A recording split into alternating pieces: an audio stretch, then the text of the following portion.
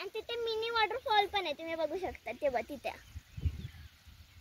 तिथे थोडं सुंदर आहे ना.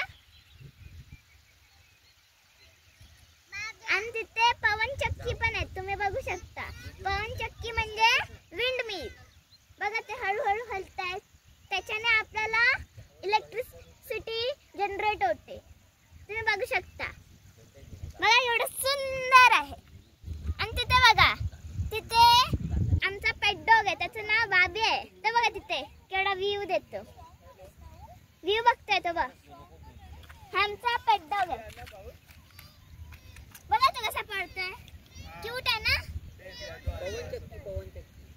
बघा केवढा मस्त नजारा आहे.